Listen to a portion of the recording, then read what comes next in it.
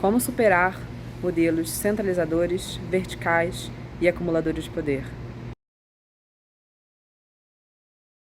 Esmagar sempre o próximo não acaba por cansar?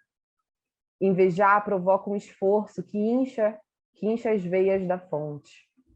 A mão que estende naturalmente dá e recebe com a mesma facilidade, mas a mão que agarra com avidez rapidamente endurece. Ah, que delicioso é dar! Ser generoso, que bela tentação! Uma boa palavra brota suavemente como um suspiro de felicidade.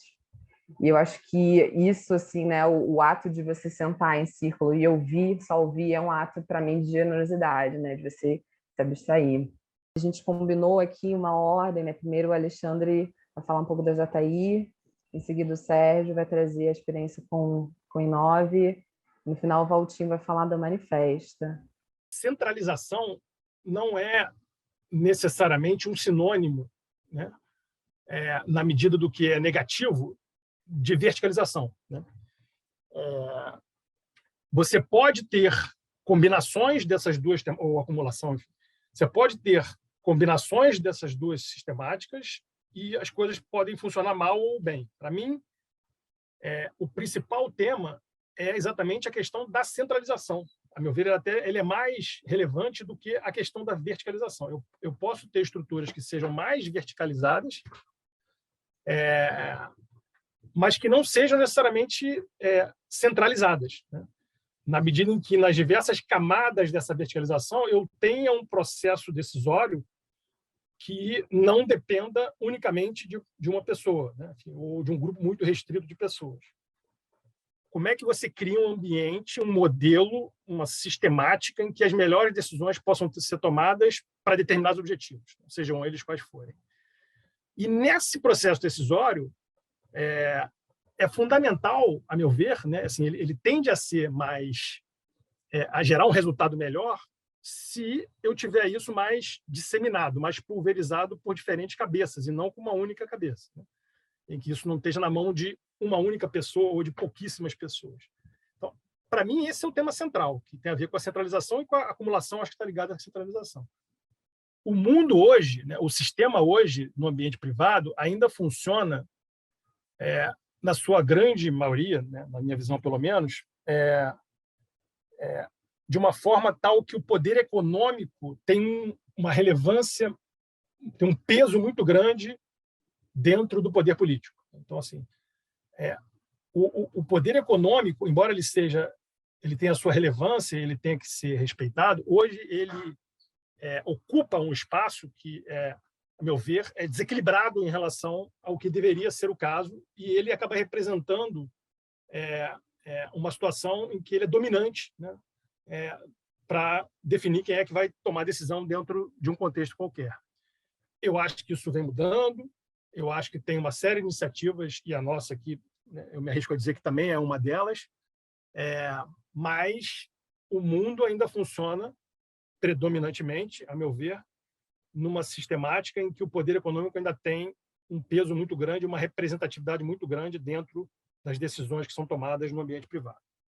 A tecnologia, como meio por uma série de questões, inclusive como poder de informação, que pode ser para o lado bom ou lado ruim, gerou também todo um reequilíbrio dentro da questão das decisões, de uma forma geral, do processo decisório, e permitiu com que você, a partir até também disso, pudesse construir de maneira mais fácil modelos que fossem mais descentralizados, ou seja, que você pudesse pulverizar mais essas decisões.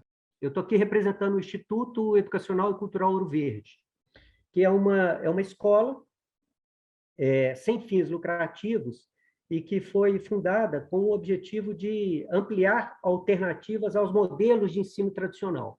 E hoje eu componho a diretoria da Associação Mantenedora da Escola como diretor administrativo financeiro. Já estou no finalzinho do meu mandato, 4 anos de mandato, atravessamos a pandemia, experiência rica, esse modelo de governança atravessando a pandemia, é a dor que é longa e o final é feliz, mas o final é curto, o início é curto e o durante é longo. Mas o aprendizado supera e o bem-estar, né?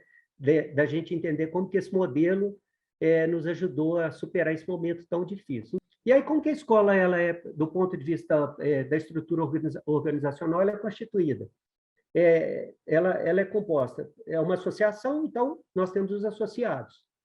E a estrutura dela é dividida entre a diretoria da associação mantenedora, da qual eu comentei, que atualmente eu faço parte, estou lá como diretor administrativo e financeiro, já nos últimos minutos da minha gestão. Tenho o conselho de pais, tenho o conselho de professores e funcionários. Essas instâncias, elas abarcam os seus pares e elas constituem esse modelo de gestão. E toda tomada de decisão, que depois a gente vai poder falar nisso, sobretudo a partir das provocações que o Alexandre traz, assim, são muito pertinentes, todo o nosso modelo de tomada de decisão, ele está a partir de um conselho gestor. É muito interessante entender isso, porque o nosso conselho gestor, ele é constituído por representantes de todas essas instâncias. Então, compõe o nosso conselho gestor a diretoria da Associação Mantenedora, compõe alguns representantes do colegiado de professores, representantes do conselho de pais e dos funcionários. Significa que, no nosso modelo de gestão, que é pautado no conselho gestor como uma instância decisória, ali temos representantes de todas as instâncias, né? Na perspectiva de uma discussão equânime dos assuntos, da liberdade de participação e da responsabilidade da tomada de decisão, que é hierárquica e não vertical.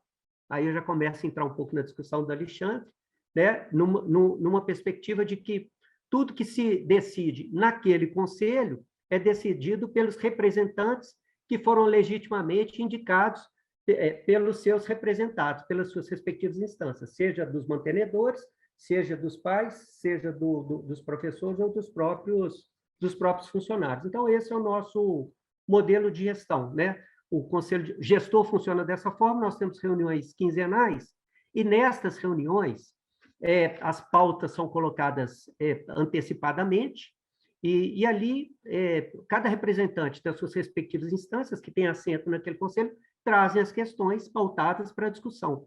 E nesse modelo de discussão, assim, quem trouxe a pauta carrega o assunto, coloca a questão a ser discutida, a ser resolvida, a ser decidida por esse conselho, e ali a gente tem rodadas de perguntas, rodadas de considerações, e, ao final, por consentimento, nós tomamos decisão. Muitas vezes essas decisões não são tão rápidas e tão imediatas assim, elas precisam voltar nos seus grupos, seja da mantenedora, no grupo de pais, no grupo do colegiado de professores, dos funcionários, e voltam de novo com outro amadurecimento e nova discussão ainda no conselho gestor.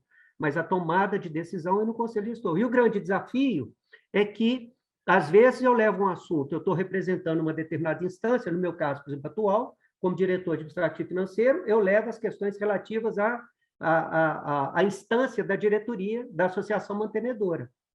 Eu levo as questões e, a hora que elas são postas no conselho, elas são escutadas à luz das considerações de todas as outras instâncias. Esse processo é muito rico, porque muitas vezes a gente leva com um pensamento restrito ao que a nossa instância, enquanto um órgão que faz parte de toda aquela rede, de todo aquele conjunto, foi capaz de discutir, e na medida que vem considerações de outras instâncias, de outros órgãos que compõem esse todo, vai ampliando a visão e muitas vezes os caminhamentos eles vão para lugares muito distintos. E muitas vezes as decisões, inclusive nesse conselho de gestor, elas não necessariamente refletem aquilo que um determinado representante levou a pedido de seus representados, na medida em que aquela discussão naquele lugar, ela abriu de tal ponto as perspectivas de ponto de vista, numa discussão sociocrática, que possibilitou a todos, inclusive aquele próprio que trouxe a questão, refletir à luz de outras considerações. Então, esse processo é um processo muito desafiador e absurdamente rico, e que pressupõe absoluta confiança e consentimento, porque muitas vezes eu levo a questão com uma perspectiva ou com uma expectativa de um encaminhamento, e o encaminhamento ele pode ser totalmente distinto.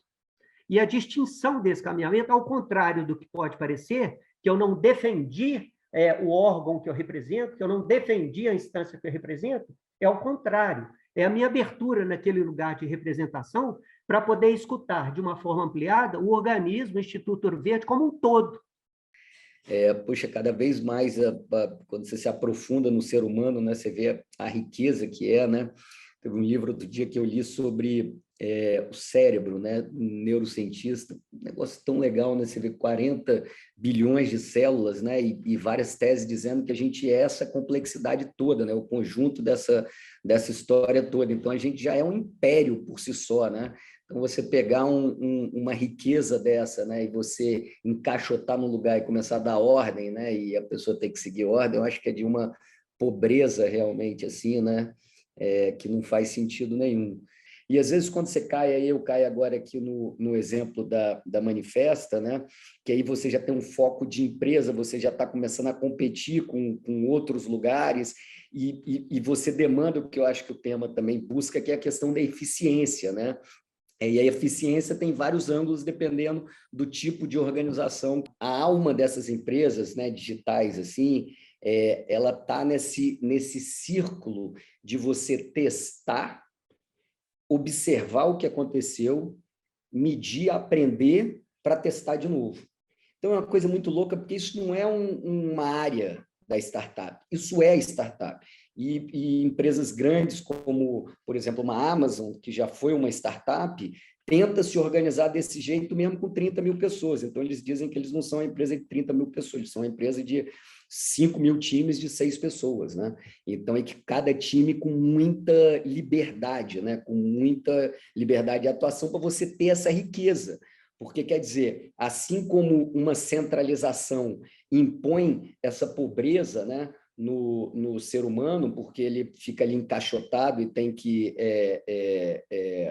obedecer, né, a hierarquia, né, do ponto de vista vertical, mas, eventualmente, quando você cria numa estrutura onde você tem uma série de seres humanos querendo criar e querendo fazer, e você cria uma série de instâncias, né, para que todo mundo fique bem e tranquilo com tudo isso, isso também, de alguma forma, está limitando aquela pessoa ali que podia estar testando e fazendo um monte de coisa e está tendo que passar por... Aí, daqui a pouco, ela começa a criar, já imaginando o que as pessoas querem ver e não necessariamente o que faz mais sentido ela oferecer para o negócio, né? Sem querer, tudo assim meio inconscientemente, né? Se você consegue testar uma coisa por dia, você vai testar 360 coisas no ano. Se você testa uma coisa por mês, você vai testar 12 coisas no ano. Então, qual a sua chance de acertar mais? Se você testar mais coisas. E aí que eu acho que é o pulo do gato, encolher cada vez mais esse ciclo, né?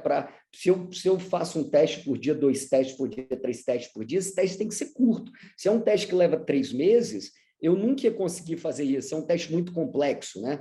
Então, eles tentam a todo momento simplificar para fazer pequenos testes, acreditando nesse poder da exponencialidade, né? É difícil entrar na nossa cabeça a coisa do exponencial, mas se você melhora 1% a cada dia, no final do ano você melhorou 57 vezes, né? É como se tiver... Então, é muito forte esse pouquinho de cada vez, né? E aí, qual a vantagem do pouquinho? O pouquinho você está arriscando muito pouco. O pouquinho você está naquele dia, né, com o esforço daquele dia, com a ideia daquele dia, com aquilo que você vai botar em prática em 1, em 2 dias. Se não deu certo, você recua. Aí, por isso que tem que ter o medir, né? Que também é muito importante, porque se a gente sai testando, e você não está acompanhando o que você está fazendo, não está gerando aprendizado, e aí você pode estar andando de lado assim nesse lugar, né? Eu não quero conviver de jeito nenhum em organizações mais centralizadas, nem verticalizadas.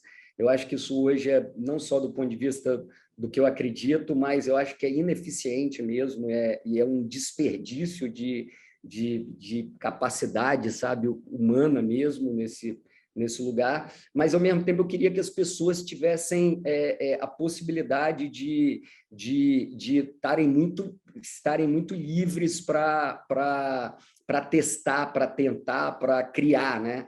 Eu acho que isso cria uma paixão muito grande nas pessoas, que é o maior combustível, né, para a gente fazer as coisas darem certo, né? Você está com gente apaixonada, né? Esse processo horizontal que a gente gosta e curte demora muito, né? Não sei se uma falta de experiência, se uma falta de ferramentas, né, que a gente tem na gestão, mas demora, e isso cansa nas organizações, né?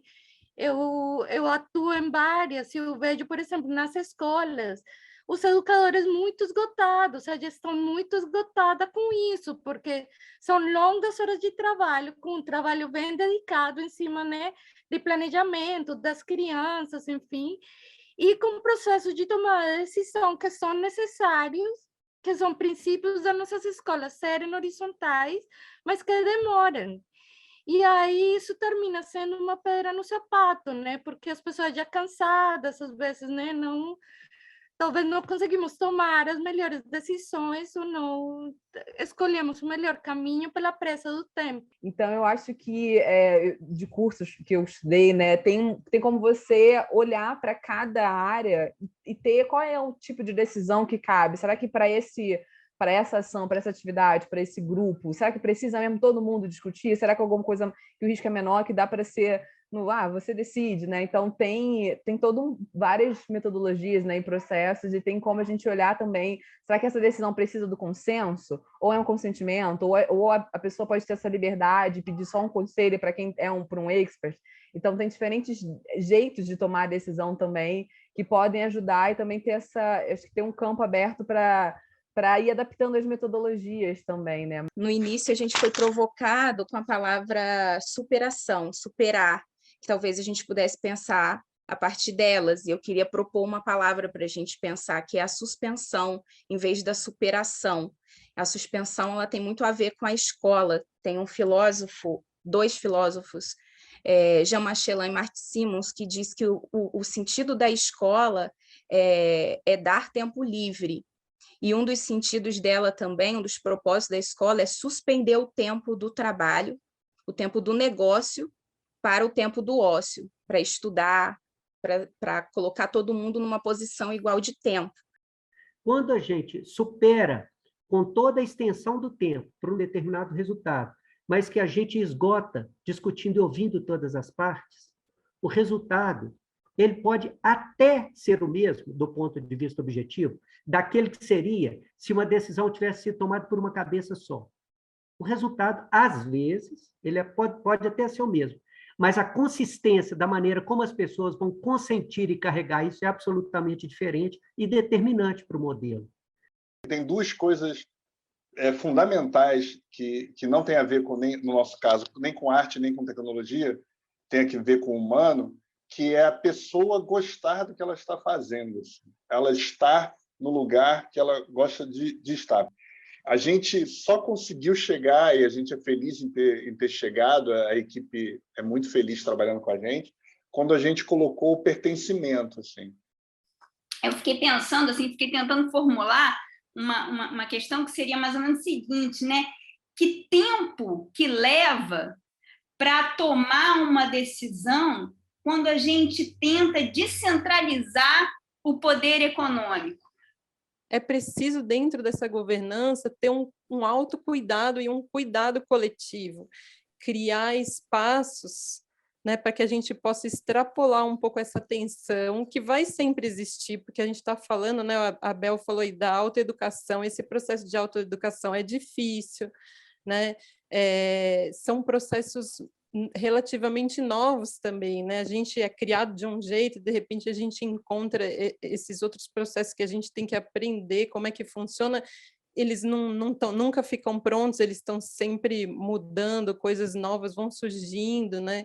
É preciso trazer, então, para esse lugar, esse cuidado, né? Um cuidado que alguém tem que cuidar dessas pessoas que estão ali na frente, né? Dessas pessoas que são os representantes, porque realmente, às vezes, é pesado. Vamos espantar essa peia, né? Vamos espantar essa guerra, entendeu? Vamos espantar essas energias intrusas, né? E vamos trazer o que é bom, alegre e próspero. Muito obrigado. Maravilha. Muito obrigado. Boa noite. Obrigado pela presença.